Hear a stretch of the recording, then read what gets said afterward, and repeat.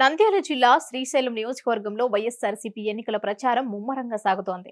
YCP MLA Shilpa Chakrapani ప్రచారంలో దూసుకుపోతున్నారు. బండి ఆత్మకూరు మండలం వెంగళరెడ్డిపేట గ్రామంలో నిర్వహించిన మేము సిద్ధం కార్యక్రమంలో పాల్గొన్నారు వైసీపీ ఎమ్మెల్యే శిల్పా చక్రపాణి, రాష్ట్ర కార్యదర్శి బుడ్డా శేషారెడ్డి.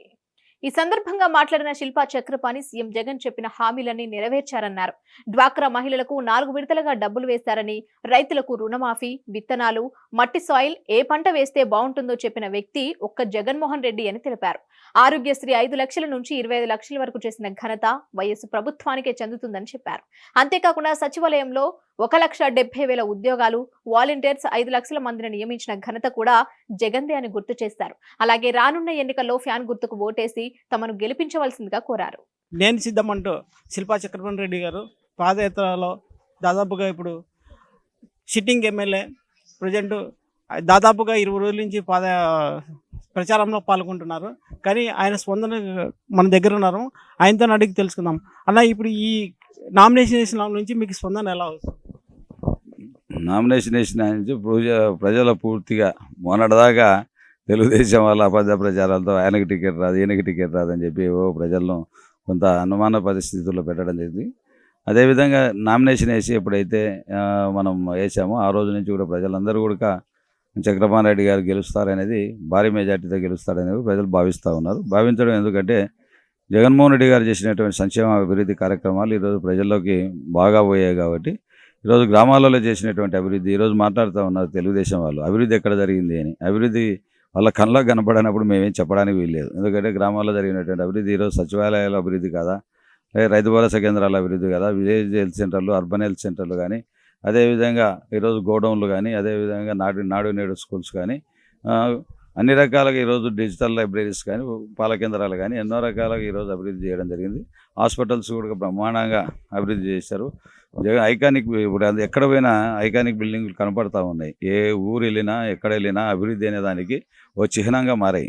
ప్రతి గ్రామం కూడా ఈరోజు ఒక సచివాలయ వ్యవస్థ, అదేవిధంగా రైతు భరోసాలు రైతులకు ఉపయోగపడే విధంగా అన్ని రకాలుగా రైతులు ఉపయోగపడే విధంగా ఈరోజు గోడౌన్లు కానీ ఇంకోటి కానీ ప్రజల్లో మెదులుతూ ఉన్నాయి. ప్రతి కార్యక్రమం గతంలో ఏ ముఖ్యమంత్రి కూడా ఇలాంటి ఆలోచనలు రాలేదు.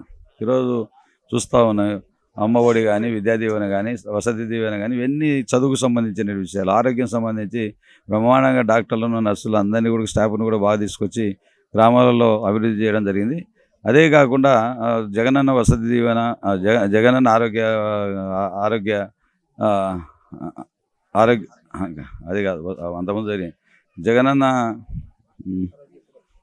ఆరోగ్య సురక్ష కార్యక్రమాలు కూడా గ్రామాలలో అవి ఎలా ఇంటి వద్దకే వెళ్ళి అక్కడే అన్ని టెస్టులు చేసి మళ్ళీ ఒక కేంద్రానికి తీసుకొచ్చి అక్కడికి వచ్చి ఏమైనా వాళ్ళ జబ్బులు ఉంటే అక్కడే వాళ్ళకు అన్ని రకాలైనటువంటి మాత్రలు ఇచ్చి అన్ని రకాల ఇంకా లేదంటే కనుక పిహెచ్సిలకు తీసుకుపోయి అక్కడ కూడా జబ్బుల నివారణకు అన్ని రకాలుగా చేయడం జరుగుతూ ఉంది. కాబట్టి ఇలాంటివే కాదు, ఈరోజు ప్రతి పిల్లవాడు కూడా చదువుకుంటూ ఉన్నాడు.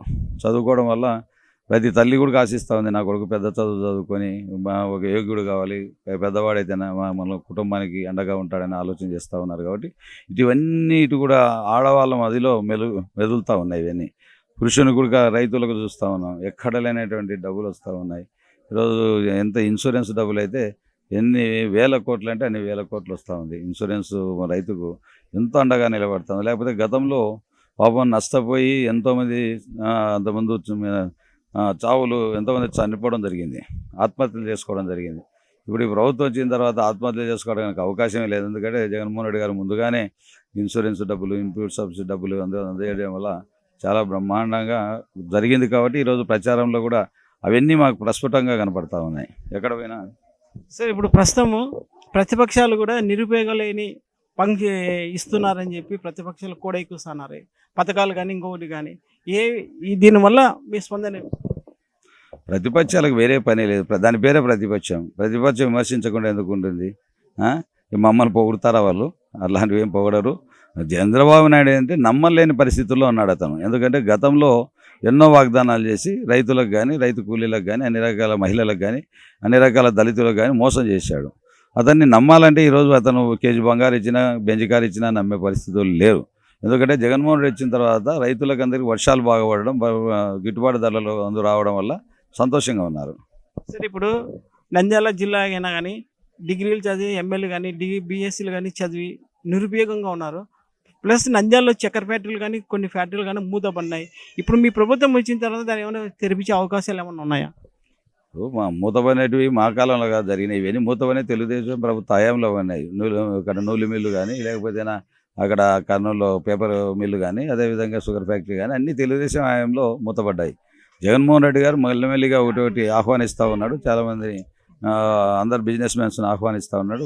మొన్ననే సమ్మిట్ జరిగింది, ఆ సమ్మిట్లో కూడా చాలామంది ముందుకు వచ్చారు.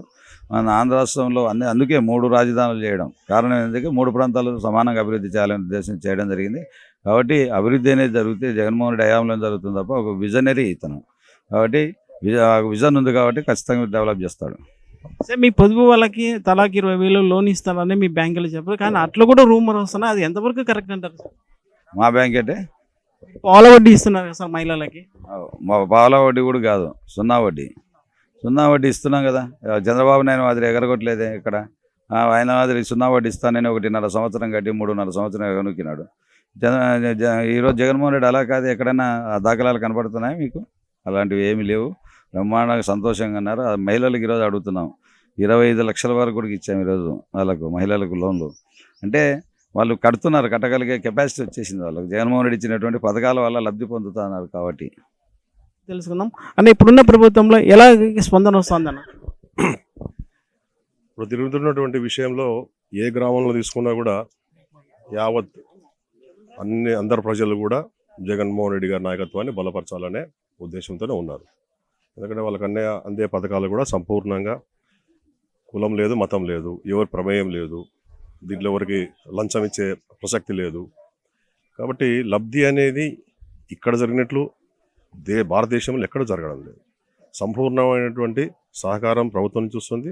అదేవిధంగా ఈరోజు మేము తిరుగుతున్న క్యాంపెయిన్లో ప్రజల నుంచి కూడా జగనే జగనే జగన్ అని చెప్పి చెప్తా ఉన్నారు.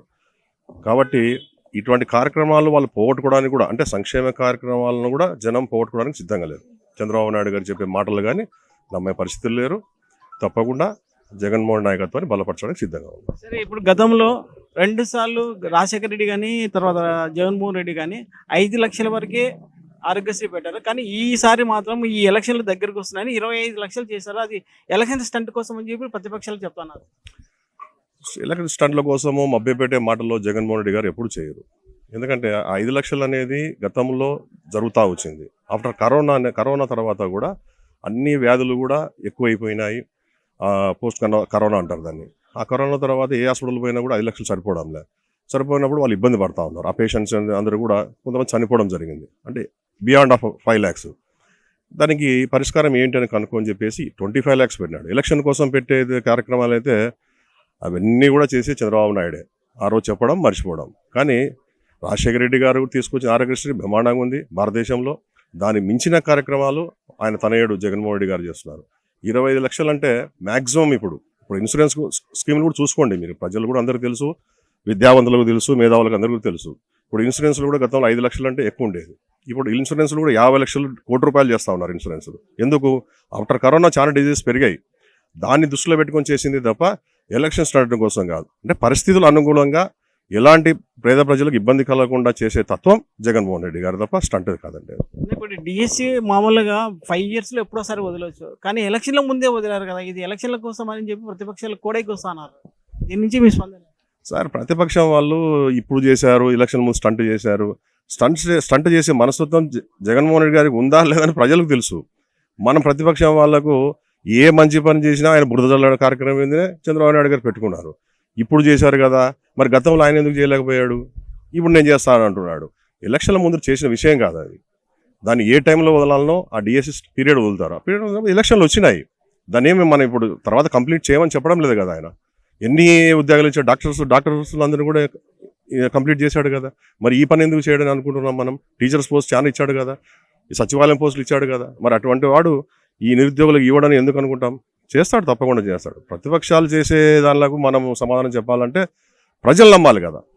ప్రజలు విశ్వసిస్తే అవునబ్బా ప్రతిపక్షం చెప్పాడు అని మనం అనుకోవచ్చు. ప్రజలు విశ్వసించినప్పుడు వాళ్ళు ఎన్ని చెప్పుకున్నా కూడా అవన్నీ బూటకమవుతుంది తప్ప వేరే మార్గం ఉండదు. రాష్ట్రంలో ఇప్పుడు వైసీపీ ఎలా ఉన్నారు? వైసీపీ చెప్పారు కదా జగన్మోహన్ రెడ్డి మా నాయకుడు, వై నాట్ 175 తప్పకుండా వచ్చే ఆస్కారం ఉంది, దాంట్లో నో డౌట్. శిల్పా చక్రపాణి గారు 175కి 170 సీట్లు అని చెప్పి గంటబద్ధంగా చెప్తున్నారు. ప్రస్తుతం వాళ్ళు ఈ కోడూరులో మాత్రం అనిలేనిగా ర్యాలీ పాల్గొంటున్నారు. ప్రస్తుతం ఏమంటే మన దగ్గర బుడ్డ రాజశేఖర రెడ్డి గారు కూడా ఉన్నారు. ఆయన కూడా ఈ ఎలక్షన్ల స్టంట్ కోసం కాదు, ఆరోగ్యశ్రీ మామూలుగా ఆరోగ్యశ్రీ అనేది 5 లక్షల నుంచి 25 లక్షలు చేశారు. అది ఇంట్లో ఆరోగ్య పరిస్థితి కనుక్కొని దాన్ని అలాగే చేశారని చెప్పి చెప్పారు. నాగరాజు, కెమెరామెన్, హిట్ టీవీ, వి కుమార్.